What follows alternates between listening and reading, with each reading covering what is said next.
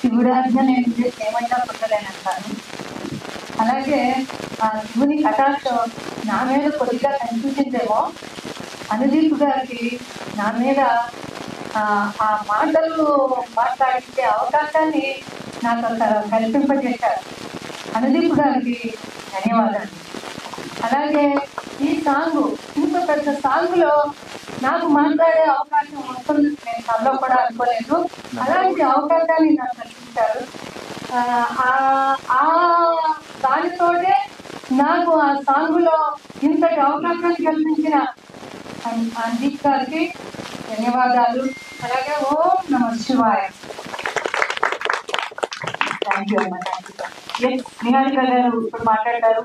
Request Niharika గారు. అనుదీప్ గారు, thank you so much song ఇచ్చినందుకు. నేను రోజు పొద్దున్న ఒక 3 చూసి పాటలు ఇచ్చాను. థ్యాంక్ యూ ఒక 4 పాటలు ఇచ్చినందుకు. It's fantastic. వినడానికి నేను ఇది 4సారి అనుకుంటా పాట చూసాం కదా. ఫస్ట్ టైం ఎప్పుడైతే గూస్ బంప్స్ వచ్చాయో, second time, third time, fourth time, it's just been consistent. I think మళ్ళీ చూసిన తర్వాత కూడా to feel the same emotion అనేది ఇట్స్ వెరీ డిఫికల్ట్. ఎందుకంటే మనకు ఆల్రెడీ తెలుసు కాబట్టి. But you brought that out sir with your music, with your acting and obviously the visitors, Charan garu and Arjun. I'm so proud, so proud.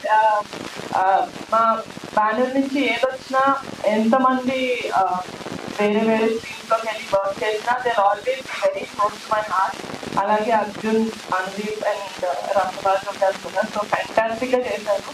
Very proud. అంటే నేనేదో దీని గురించి చెప్పడం కాకుండా I want tell you that thank you. I hope ఈ song మీ అందరికి నచ్చుతుంది అనుకుంటున్నాను. అండ్ నేను కూడా ఇప్పటి వరకు కాశీకి వెళ్ళలేను.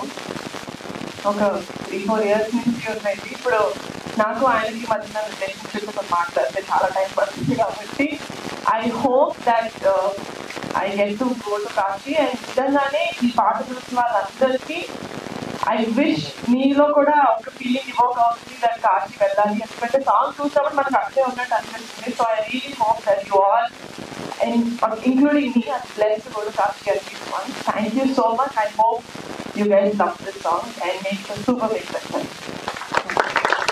Thank you so much Niharika గారు.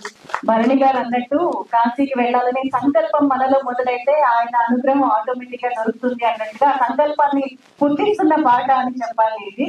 సో ఈ సాంగ్ అంటే శివుడికి సంబంధించిన పాటలు మనం చాలా వింటూ ఉంటాం. వినే పాటలు చాలా ఎక్కువగా ఉంటాయి, కానీ చూస్తే కూడా ఇంత మంచి అనుభూతికి లోన్ అవ్వడం అనే పాటలు చాలా తక్కువగా అరుదుగా వస్తూ ఉంటాయి. కాబట్టి వాటిల్లో ఒకటి డెఫినెట్ గా ఈ కైలాసవాస శివ అవుతుంది. ఐ థింక్ ప్రేక్షకులందరిలోకి వెళ్ళి దేవుడి పాట అంటే ఎప్పుడు ఒకసారి వినేదో చూసేదో కాదు కదా, ప్రతిరోజు మనం ఒక ప్రాక్టీస్ లాగానే ఉంటుంది. కాబట్టి ఐ హోప్ ఈ పాటని అందరూ అంతే అద్భుతంగా ఆస్వాదిస్తారు, అనుభూతి చెందుతారు అని ఆశిస్తూ థ్యాంక్ యూ సో మచ్. ఈ రోజు చేసిన మా అతిథులందరికీ పేరున thank you so much. And Bharani గారికి కూడా thank you. And thank you so much. So